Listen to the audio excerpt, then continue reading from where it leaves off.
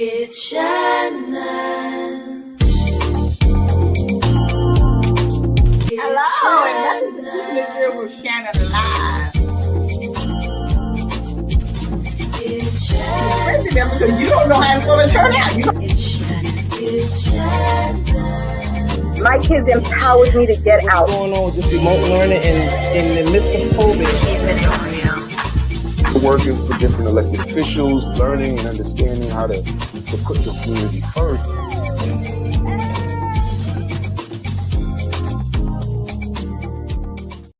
Hello, and welcome to Keeping It Real with Shannon. We are back. I know we went on break for a while. It was because I was sick. I got real sick. But I'm feeling much better now. Thank everybody for their calls and their prayers. And I'd also like to share our good news. We won 2 awards of the Be Free Awards from Bricks Arts Media on Saturday. So congratulations to us, Keeping It Real with Shannon. So take a look. Take a look at our little speech. Oh my God, I made it!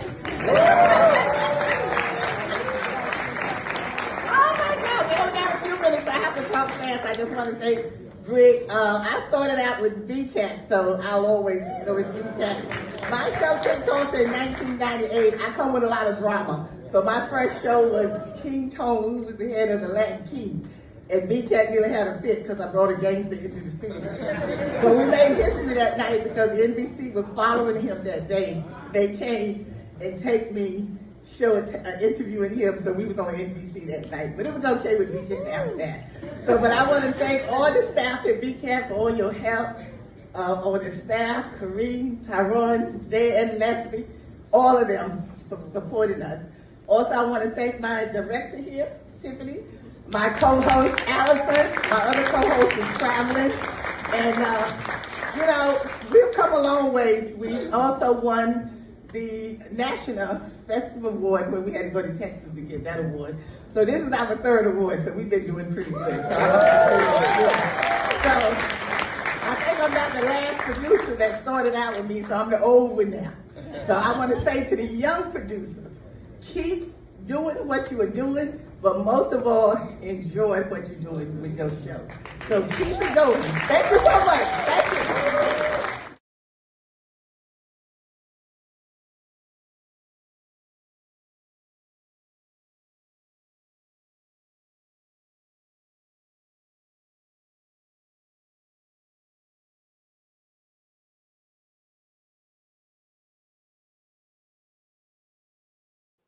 Yes, congratulations to us. Well, I feel left out.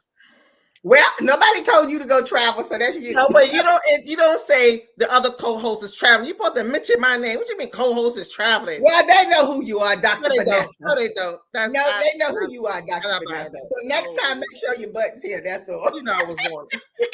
So thank you for joining us tonight. We have a great show. Our topic tonight is how to get a simple divorce, if you were thinking about it. So we have a very special guest joining us, and so we're going to introduce him at this time. Yes, our special guest tonight is Mr. Sandler Francois. He is a paralegal at Premier Life Solutions, and his specialization is divorce. I'm not talking about just any divorce. The quickest divorces you can get filed within a week. So everybody's knocking at his front door. So let's welcome our guest tonight, Mr. Sandler Francois. Great day, ladies. Great day. Thank you so much for having me.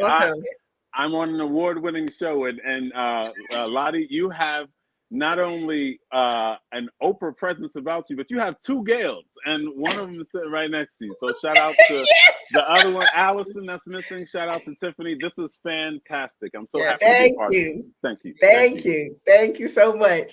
And thank you for coming on tonight. This is very interesting because every time we are getting married, the next thing you know, we're getting divorced, and a lot of that is going on now.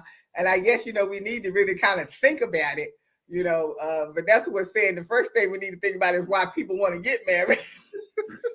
They just jump to marriage so quick. They don't have a plan. They don't see counseling. They just because. Just because is right. You know what's interesting? The fact is that marriages are still at a high level, above 50%. but divorces have increased about 65% within the first 5 years. 65% within the first 5 years. Now, there's a lot of politics that go into that, such as same-sex marriages, civil unions that got converted to formal marriages, which are, what's considered now traditional marriages. So that kind of contributed to the uptick. But divorce is definitely on the rise, and it's almost like the newest thing to do with a lot of couples. Yeah, but the thing about it is, I know sometimes people say it's good to go to counseling, but I always felt like, what's the purpose of going to counseling anyway? Because you still got to get to know the person. And the only way you get to know each other is when you start hibernating together and finding out about each other, their ways. You have to learn what makes that person tick, what upsets them, what makes them angry. And if you know what makes them angry and everything, then don't do those things to them. You got to know how to treat each other.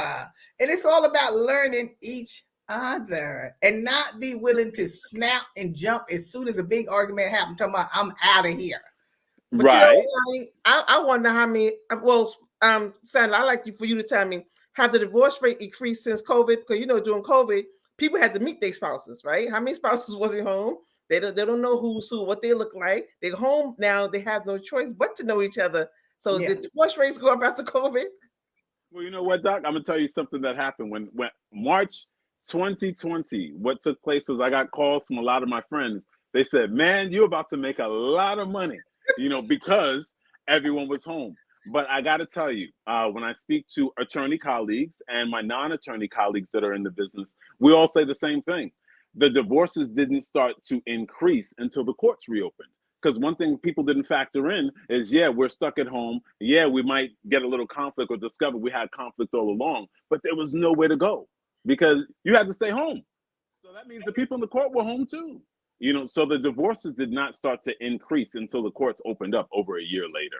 Yeah, but I figure if that started during the pandemic, then something was going on before the pandemic, because if you should have known who each other is before the pandemic even happened. You stand together. So that means you're not taking any time with each other way before the pandemic comes, that you wasn't spending no time getting to know each other. Because it's the same thing with the children. You didn't know you had bad children until you had to keep them home during the pandemic. Then you knew how bad it was and what the teacher was going through. So that's what I'm saying. That's the same thing to me with your husband or your wife, is because you're not getting to know each other. No, it's long before the pandemic, right? We're not talking about people that but we're not talking about people that you don't know each other. No, but that's what I'm saying, is when they got to know each other, they realized that's not what they want. So now when you stuck in the house with somebody that could be a stranger to many, I don't think it's not that you didn't know that's not what you wanted. I think it's because now you realize now that you didn't spend time with each other like you should have, so you can get to know each other. But now, and that was a perfect opportunity to get to know each other. But for the most part, what happened, Doc, I'm going to tell you, because I'm going to pass the mic to you. What happened was people went the other way. When they realized that they had a stranger sleeping next to them, that's when they had time to realize, I hope they realized, that I was distracted by work. We were distracted by the kids, which I can say from my own personal experience. Sometimes we can get so lost in the kids, and wanting to maintain a great family. And in my case, which we'll talk about if you want to have the proper family image, that we're the Francois, for example, that what would happen is when all the lights go out and it's just you two, you realize that you don't know who the other person is. Exactly. That's exactly my point. And then when you talk about the kids, so since you were in the house together and you realize, okay, well, I didn't know that about him or whatever. So why wouldn't you still try to get to know that person while you stuck together and everything? So now this is an opportunity for you to try to kind of really get to know each other. I think people just jump too quickly to want to leave each other. Sometimes too much time passes. And that's the opportunity to exit. Sometimes people need an excuse. Sometimes people need a reason to marinate and to think about what they had or what they don't want. Don't forget, these people was home from work, so they spent time at assessing their own selves, right? They wasn't like going to work 9 to 5, 10 next to work, so they had a whole idea. Look at themselves every day. Look at their environment every day. Look at their four walls every day. Like, damn, you know what? Either I could do better by myself, or this is definitely what I don't want. So they had more. It was like a self-care. Oh, speaking of self-care, you know who did make money? Therapists. Yes. Made tons of money, especially because all of them had to hunker down. Instead of taking people one by one, 45 minutes, 45 minutes, 45 minutes, they were shortened to 20 or 30-minute session. Click, click, click, next, exactly. next. And I dare to say, for a lot of the therapy, and shout out to all my therapists, pretty much everyone in America needs a therapist. Everyone in the world Therapy probably needs somebody to talk to. Oh yeah, we all need therapy. So amen. Let the church say amen. So, but with that being said, the quality of therapy is the question, because I encountered a lot of therapists, you know, in my work that were reaching out to me for referrals. You would think they had enough people, but they're reaching out to me for referrals.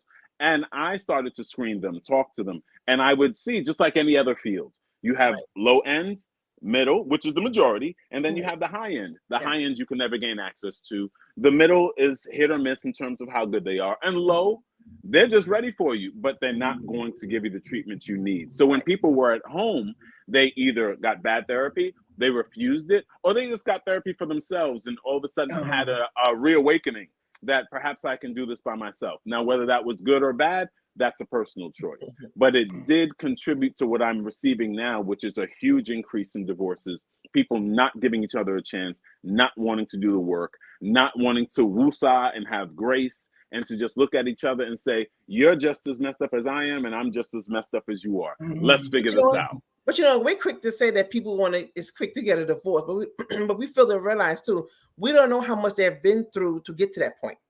Okay, easy to say, have you talked about it? Have you tried counseling? Did you think about it? Or maybe we should try it again. Sometimes that's all it takes. You know, and you don't know how much a person put up with, and they see an outlet, another resource, other resources that are out there. They say, okay, I want to do something else. I want to branch out. This was a chapter in my life. Let me put this behind me. Let me move forward. Let me do something new. And it's okay. We have to always let people know that it's okay to say no. It's okay, but you don't want something. It's okay if you have grown and went beyond what people think as the norm. Okay, you got a mother and father, husband and wife, you have kids, but sometimes you can't always have the ideal family setting, and there's a problem. I think that causes more harm than help. And I think to piggyback on that very briefly, Doc and Shannon, what we're looking at is also, while some people did the self work, they didn't do the family work, and some couples don't establish a therapy routine because one of the people just refuses to cooperate. Let's be honest. But at the same time, what we're looking at is the fact that what's being exposed is people didn't do the work in terms of like what Shannon's saying. Well, hold that thought. Hold that thought, Sandler. We're going to go to the break and we'll be right back. Gotcha. We'll be right back. It's Shannon. It's Shannon. People couldn't see my potential, so I had to show them. I've run this place for 20 years, but I still need to prove that I'm more than what you see on paper. Today, I'm the CEO of my own company. It's the way my mind works. I have a very mechanical brain. Why are we not rethinking this? I am more. I'm more than what I am on paper.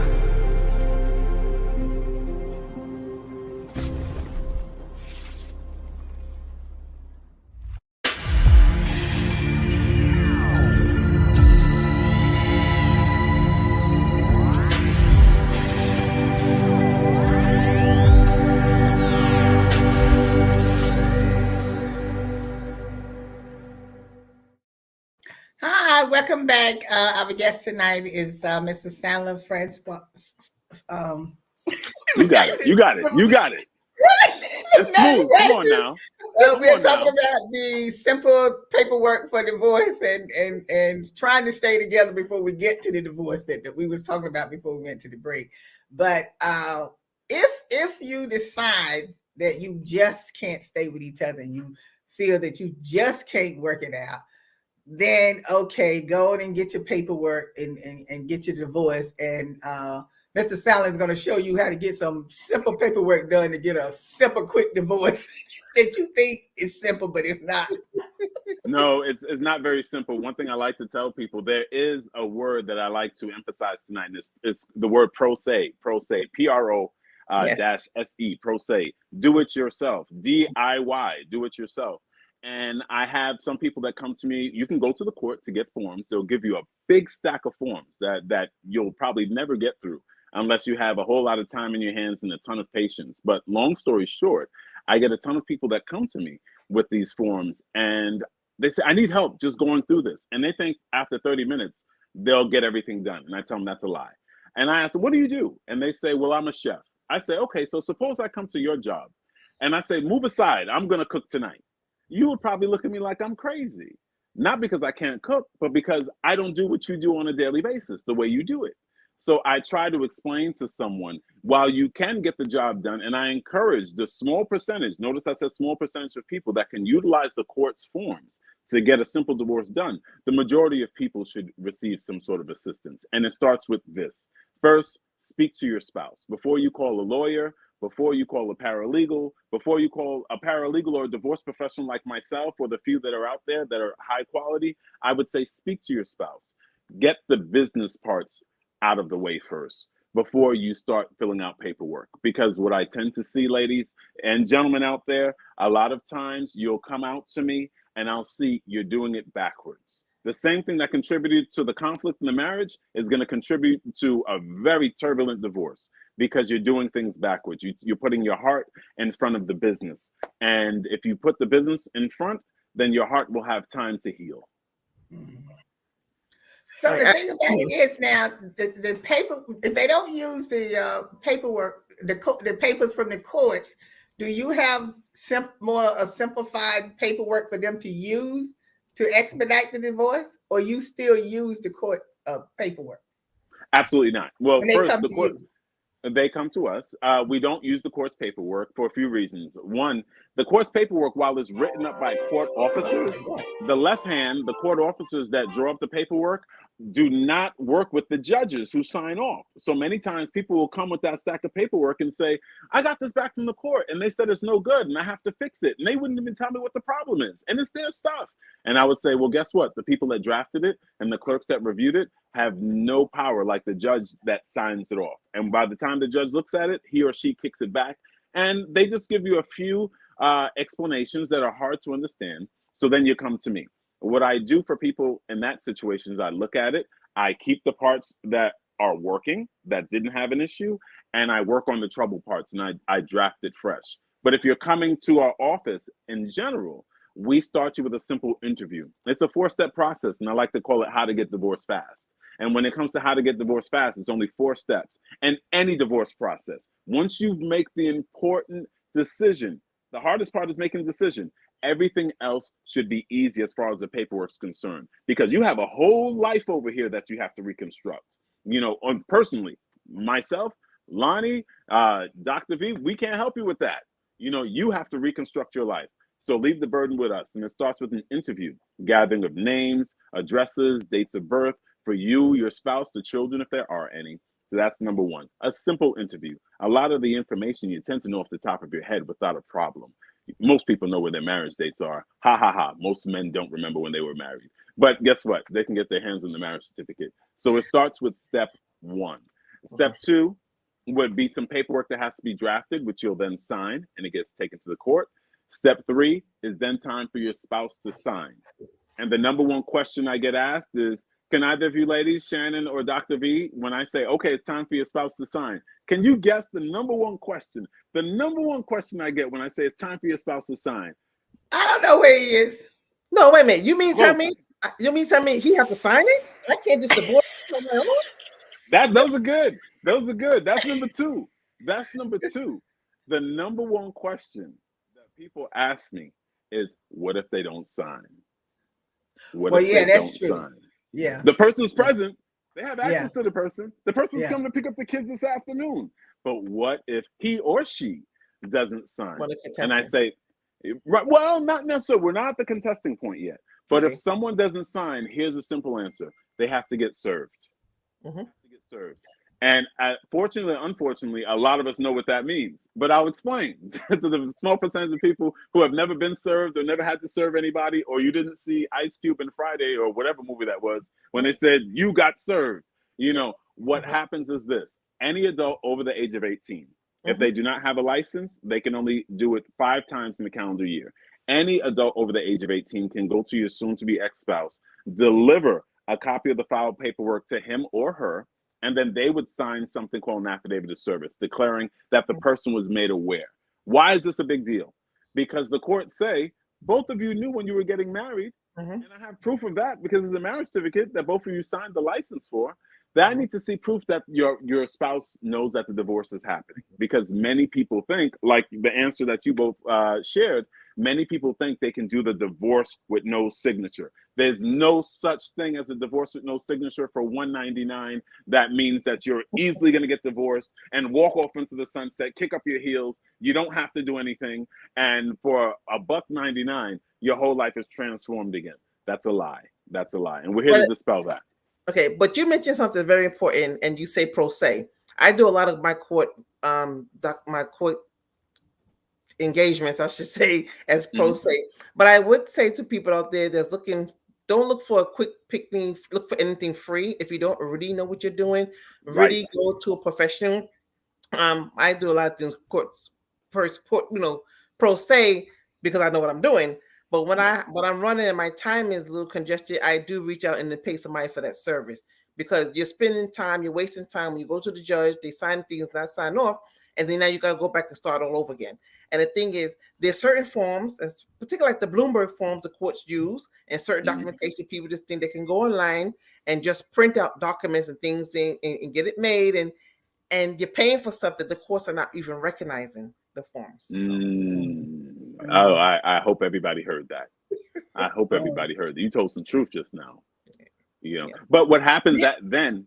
Go ahead, please, Shannon. No, I was gonna say when you come to get the divorce, I mean, you wouldn't have spoken to the spouse already to let them know, okay, we getting a divorce, and we need to, get the divorce papers and everything, because what I don't understand, why would you go down there to get a divorce without the person knowing about it anyway? Like, if you can't you come to an agreement that we're going to divorce now, that this is not working, and we're going to get a divorce, and just go ahead with the two of you. I mean, I don't understand, why would you even go down there and the person don't know they're getting a divorce?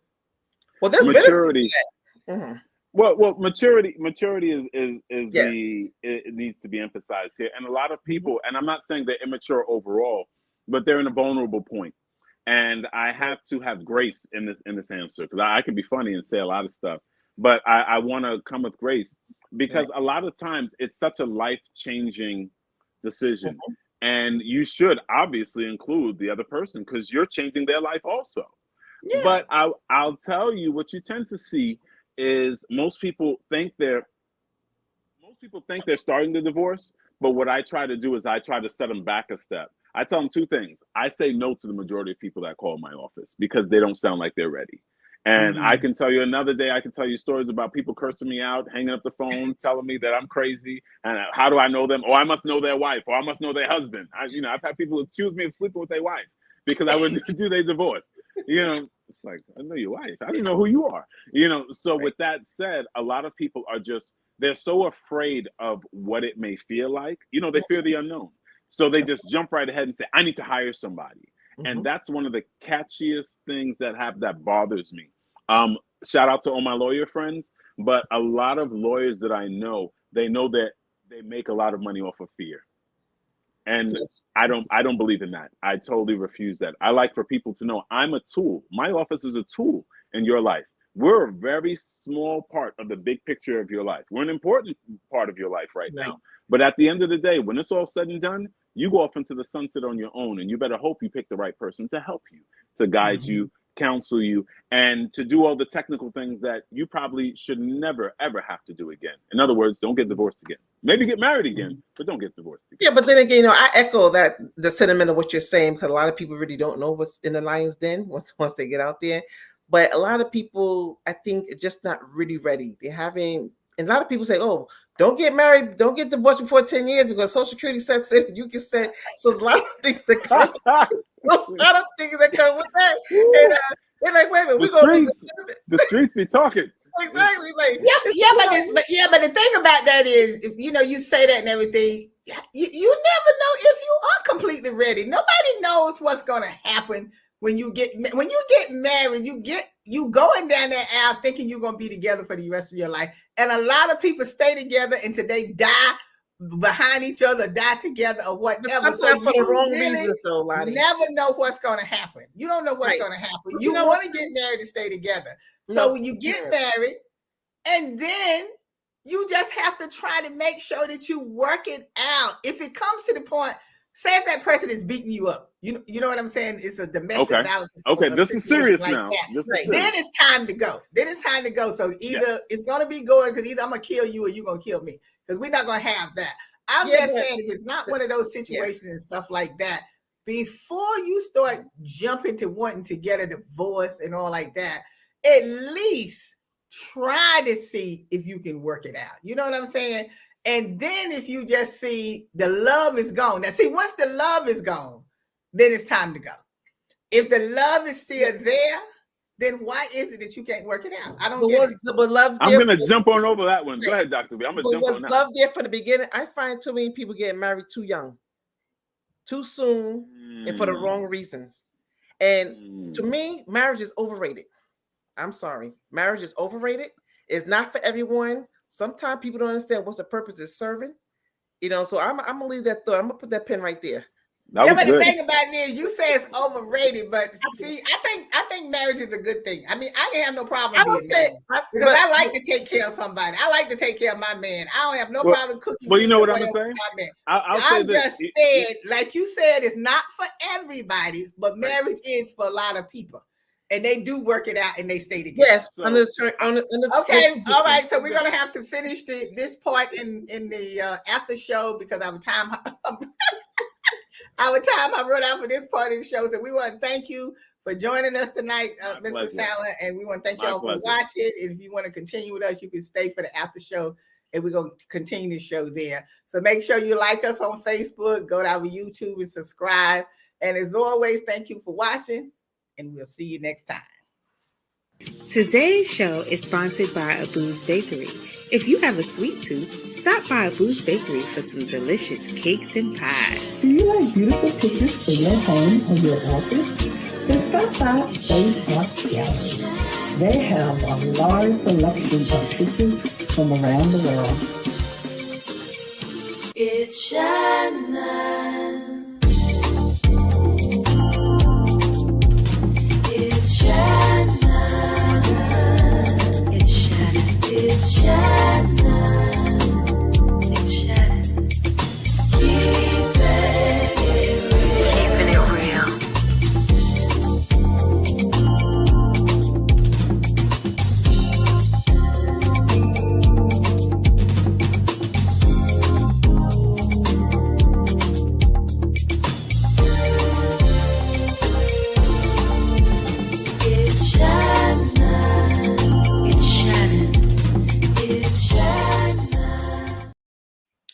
Thank you. We're back for our after show. Thank you, Mr. Sandler, for sticking around for our after show. In the first part, we was talking, about people not jumping too quickly, right? To get a divorce and everything. And Dr. Vanessa was saying about, it's not for everybody. People getting young, whatever. I was saying that, it's not, marriage is not for everybody. But what I'm saying is, you won't know completely because you never know that person fully. You could be married for them for 5 or 10 years and they come up with something new. So you're not going to ever actually know the person, but you know enough about them that you can almost read your spouse when y'all really get close to each other. You can not tell what that spouse is, what they like, what they don't like, because that's what we're supposed to do. We're supposed to get close with each other. So when I'm not feeling well. I know when something's wrong with you. I can almost repeat your words coming out of your mouth and stuff like that. You know what I'm saying? When you really get close with each other. But if you didn't get married to have a close relationship with each other, that's why I think people start drifting apart so quickly. It's because they don't try to build that closeness with each other. And I'll say this. I'll try to make 3 brief points. Number one, to harken back to an earlier great point that you made, Shannon, and is the fact that most people don't have the guidance. They don't have the framework of what it's like. A lot of us, unfortunately, didn't see, I had the privilege of having a great mother and father. My father passed away last year. And I think about him not in mourning sadness, but I said, wow, my dad was a pretty great guy. I can now understand all the great things I saw him do. When my mother, as wonderful as she is, she was getting all the accolades. But I can see what death, I can tell you, I saw what death do you part looks like, and it's beautiful.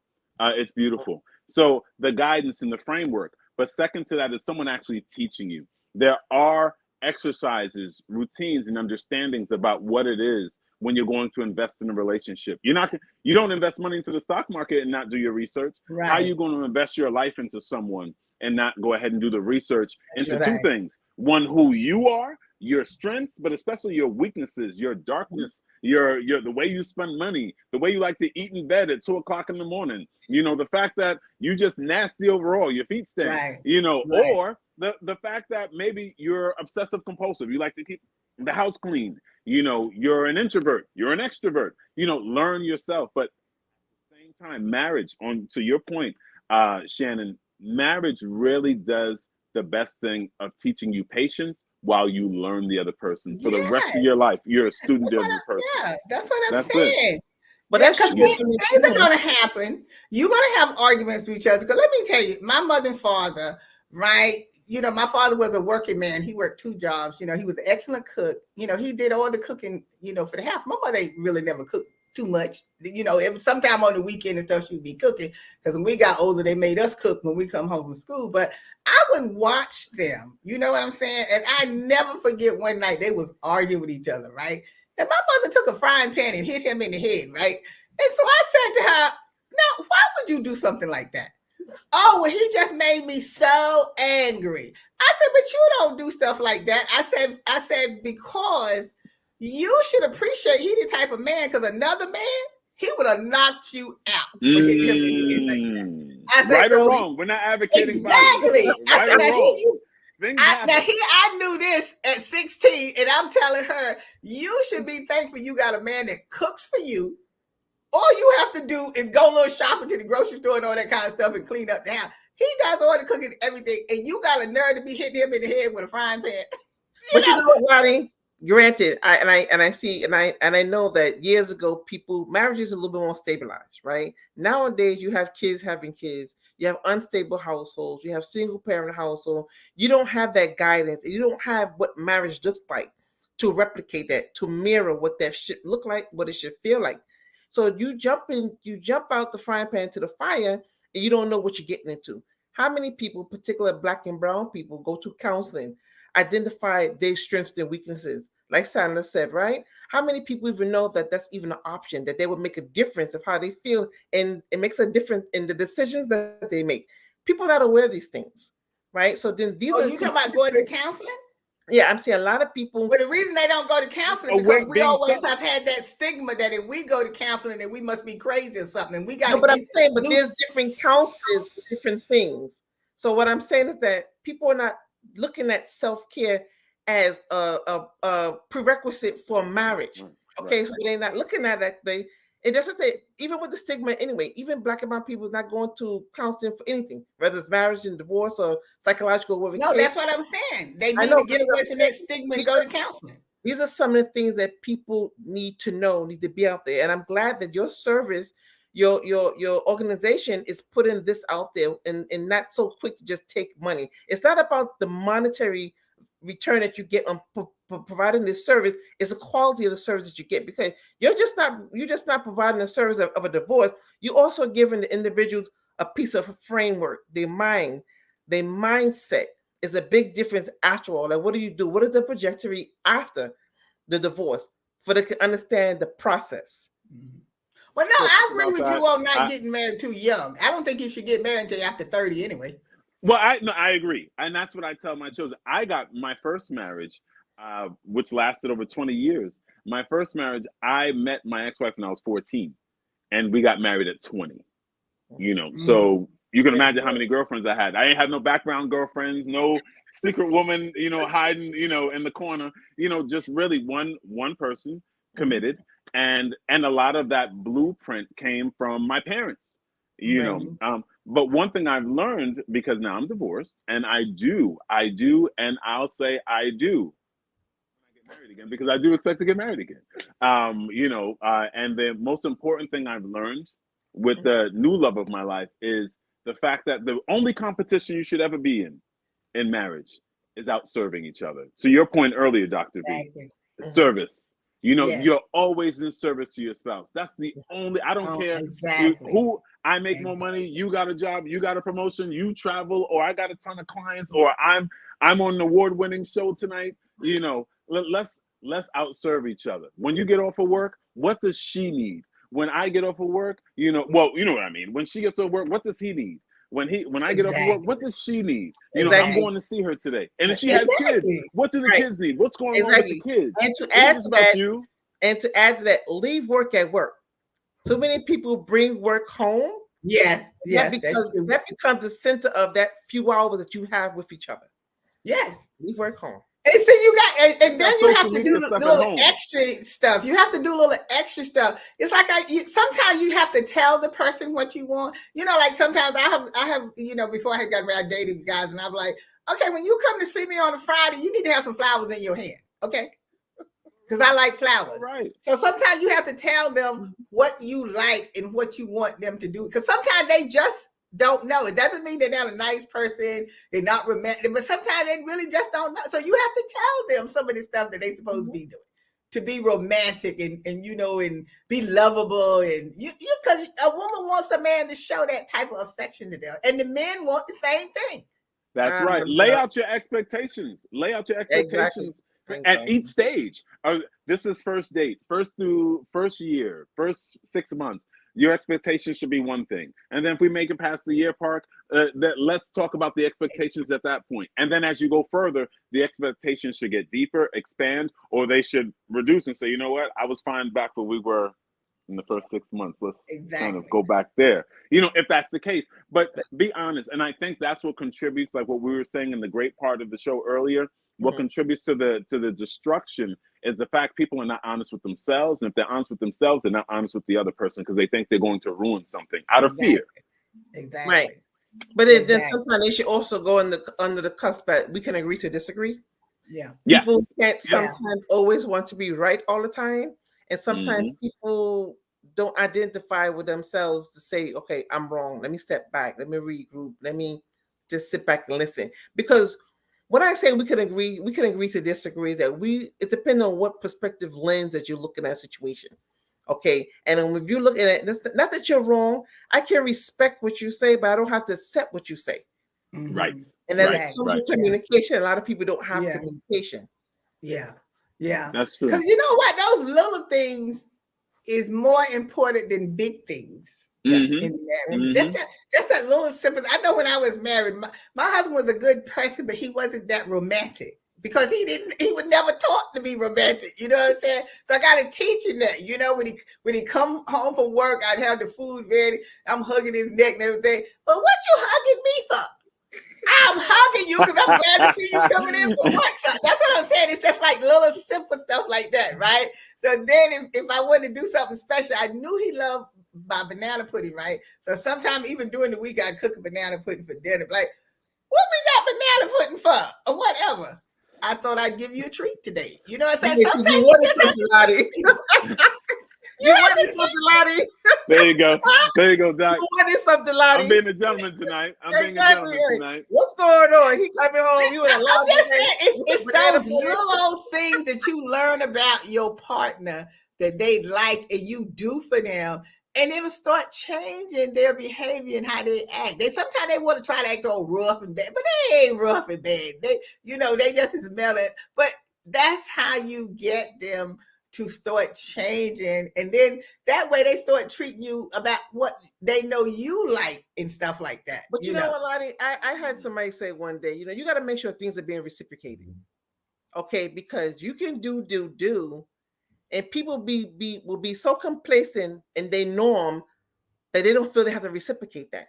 And it becomes all about them. Yeah. So it's one thing you have the expectations out there, but it's not just projecting your expectation, but you want to be able to have that discussion, that dialogue to see what their expectations are as well. And Dr. V, that's where the accountability comes in. Yes. That's where the check-ins come in. Because look, at the end, I learned something. I learned, and I've done over 1,000 divorces in 13 years. And so I've met 500 couples. Right. 500 couples that I've been involved in helping them get divorced. Not to mention the work that I do with attorneys when they have trials and what have you. I get deep in the trenches. And the one thing I learned is the fact that this is something where we have to take it more serious than our day job.